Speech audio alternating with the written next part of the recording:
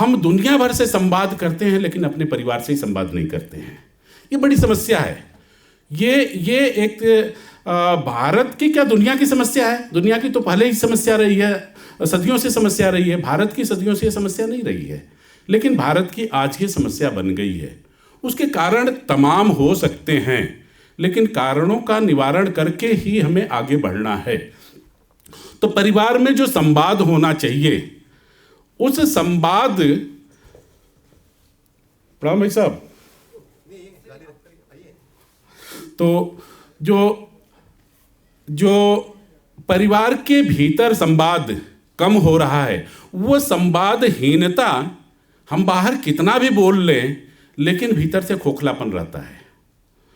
अगर परिवार के साथ में संस्कार नहीं है तो बाहर हम कितना भी विश्वविद्यालय महाविद्यालय में संस्कार की बात कर ले, वो संस्कार, क्योंकि बच्चे को अधिकांश समय, माँ बाप को अधिकांश समय घर में परिवार में रहना होता है।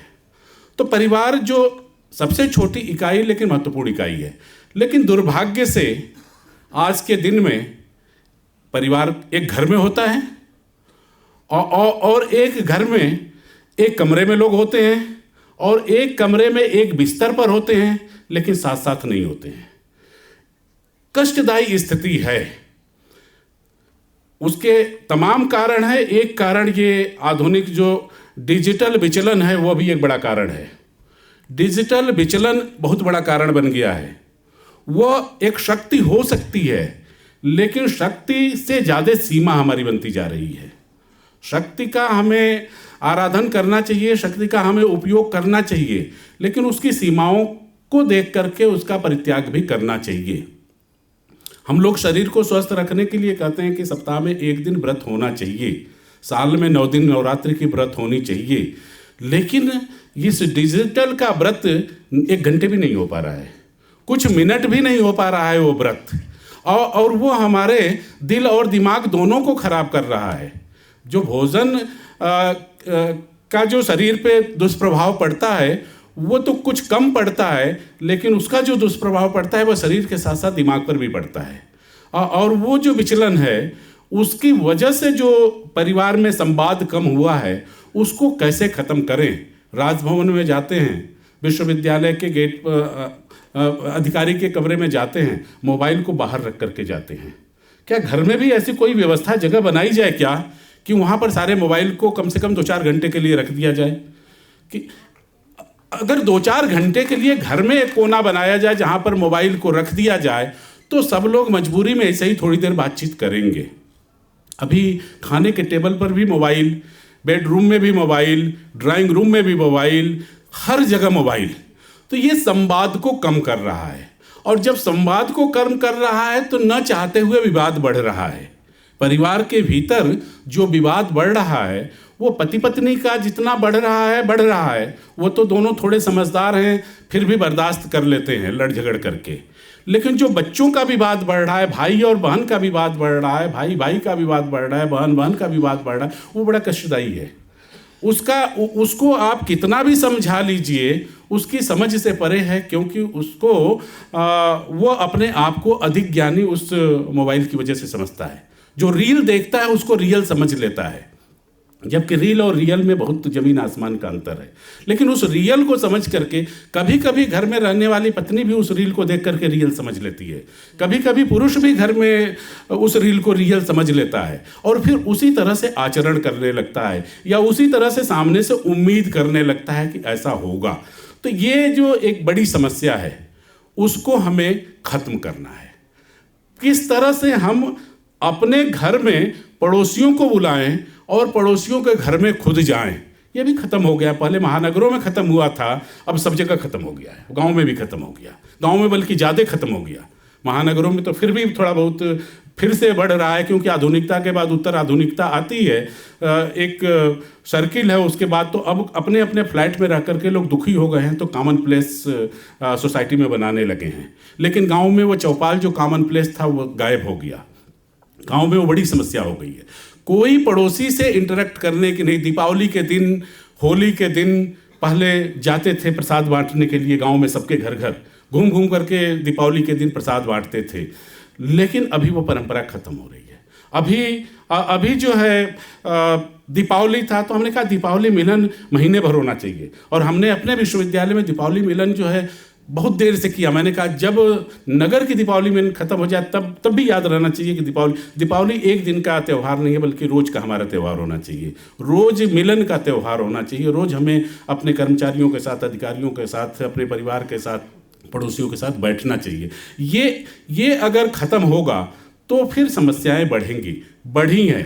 परिवार की जो समस्या है वो किसी से बताने की ज़रूरत नहीं है, सबके परिवार में, बाहर भले ही कम हो लेकिन भीतर ज़्यादा है। तो इसलिए जो संस्कार है, जिस संस्कार की बात हो रही है, जो छोटा बच्चा दादाजी को सुन करके और श्लोक याद कर ले रहा है साहब, और हम रटा करके नहीं याद करवा पा रहे हैं स्कूल कॉलेज में। आखिर वो संस्कार से याद कर पा रहा है, रटाने से याद नहीं कर पाएगा। वो संस्कार कहाँ गायब हो रहा है? अभी मैं अपने बेटे से पूछूं कि बेटा मेरे पिताजी के बारे में बता, उसको कुछ नहीं पता है। मैं पूछूं अपने बेटे से कि बेटा मेरा गांव कहाँ है, उसको कुछ नहीं पता है। तो महाराष्ट्र के हो कि उत्तर प्रदेश के हो कि बिहार के हो कि राजस्थान के हो, उसको इतना भी नहीं पता है। अब सोचिए कि आगे क्या होगा। हम जो ये पीढ़ी है जो यहाँ प्रबुद्ध जन बैठे हैं, ये तो ऐसी पीढ़ी है जो गांव और शहर के बीच में लटकी हुई है, कभी गांव भी चली जाती है 6 महीने में, साल भर में। जो इसके बाद वाली जो पीढ़ी है उसको तो गांव पता भी नहीं, उसका गांव से कोई संवेदनात्मक या एक तरह से इमोशनल अटैचमेंट ही नहीं है। अब सोचिए कि हम गांव में हमारी ज़मीन होती है, उस ज़मीन को बचाने के लिए कितना संघर्ष होता है, कितना उस धरती, जिस तरह से धरती माता से प्यार होता है वैसे घर और ज़मीन से प्यार होता है आदमी को। अभी हमें तो इतना प्यार है ज़मीन से कि हम उसे बेच नहीं सकते, चाहे हम भूखे मर जाए क्यों ना, लेकिन उसको बेच नहीं सकते। हमारे गांव के जो घर है, हम भूखे मर जाए लेकिन उस गांव के घर को बेच नहीं सकते। लेकिन हमारा बच्चा तो कहीं बैठ करके उसका कहीं मोल भाव कर देगा, कहेगा उससे क्या, उस ज़मीन से फ़ायदा जिसका कोई उपयोग नहीं है, उसको उसके उपयोग के बारे में नहीं पता है, क्योंकि हमने कभी उसको बताया नहीं। उसको पता होता लेकिन हमने कभी उसको बताया ही नहीं। कभी अपने गांव खेत उसको ले ही नहीं गए, कहे कि तुम तो या तो शेखावटी में पढ़ो, या JNU में पढ़ो, या पुणे में पढ़ो, या सिंगापुर और इंग्लैंड में जा कर के पढ़ो, जहाँ जितनी क्षमता है उतनी हम उसको लेकिन गांव की तरफ उसको नहीं भेजते हैं। गांव, पहले हम लोग छोटे थे तो गांव में लोग आते थे बाहर से, शहर से भी, लेकिन अभी जाना कम कर दिए। तो कुल मिलाकर के जो परिवार का सामंजस्य था, पहले एक समय था जब हम लोग चर्चा करते थे कि क्या बोलते हैं, संयुक्त परिवार होता है। ये संयुक्त परिवार जब किताब का विषय हो गया, संयुक्त परिवार पर समाजशास्त्र वाले किताबों में पढ़ा रहे हैं अब कि संयुक्त परिवार होता क्या है। कहीं ढूंढने से आपको 1000 परिवार में से एक परिवार मिल जाएगा संयुक्त परिवार। तो संयुक्त परिवार अब किताब की बात हो गई, जहाँ दादा दादी या और दूसरे चाचा चाची ताऊ सब लोग होते थे, और उनके साथ माँ बाप अगर कठोर होते थे तो चाचा ताऊ थोड़े कोमल होते थे, चाचा ताऊ थोड़े कठोर होते थे तो दादा दादी कोमल होते थे, और बच्चे का एक होलिस्टिक डेवलपमेंट होता था। कभी कोई थप्पड़ मारता था, कभी कोई प्यार करता था। अभी तो सिर्फ या तो थप्पड़ मारने वाले हैं या प्यार करने वाले हैं, और दोनों से बच्चा बिगड़ रहा है। या तो माँ बाप अपनी समस्याओं की वजह से थप्पड़ मारने के लिए उनके लिए बैठे हैं, या देख करके, किताब पढ़ करके ज़्यादा प्यार करने के लिए बैठे हैं। दोनों से काम नहीं चलेगा। संतुलन जीवन में जरूरी है, वो खत्म हो रहा जा रहा है। उसके केंद्र में संयुक्त परिवार का विघटन है। अब संयुक्त परिवार तो हम बना नहीं पाएंगे, जो है उसी से काम चलाना पड़ेगा।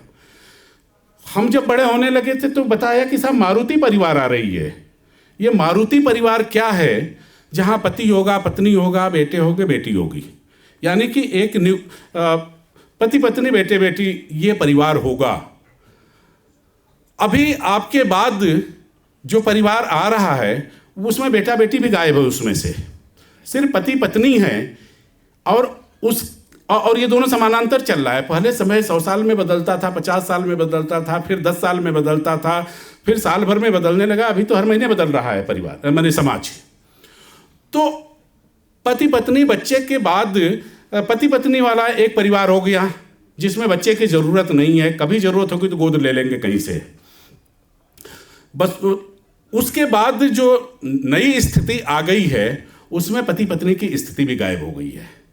उसको संवैधानिक आधार मिल गया है, संवैधानिक आधार मिल गया है साहब, वो लिविंग में रह सकता है।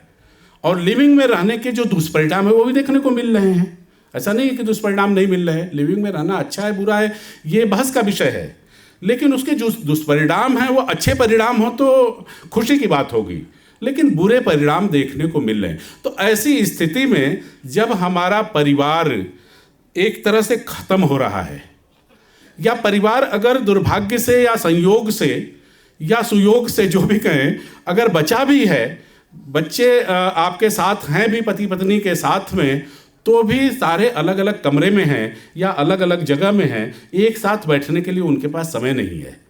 पति कब आ रहा है ऑफिस से या काम करके, पत्नी अपने रील में व्यस्त है, बेटा बेटी अपने काम में व्यस्त हैं, और कुल मिलाकर के जो है जो वास्तव में संस्कार जिसकी बात हम लोग राष्ट्रीय शिक्षा नीति में कर रहे हैं, अब शिक्षा के माध्यम से भाई ये परिवार खत्म हो रहा है, अब शिक्षा नीति के माध्यम से, क्योंकि हम पहले कहते थे स्कूल में जाने का उम्र 8 साल होगा, अभी हमने घटा दिया कॉन्वेंट की तरह से कि नहीं भाई परिवार में अब उसको जो नहीं मिल रहा है उसको बालवाड़ी में भेजो, यहाँ भेजो, वहाँ संस्कार उसको मिलेगा। जो परिवार में संस्कार मिलना था वो बालवाड़ी में संस्कार मिलेगा कि नहीं मिलेगा ये तो प्रयोग हो रहा है। मिल जाए तो अच्छी बात है, लेकिन उम्मीद कम है, क्योंकि बच्चा जब क्रेज में जा कर के रुकता है, पत्नी जो नौकरी करने जा रही है तो ऑफिस के क्रेज में रख देती है बच्चे को।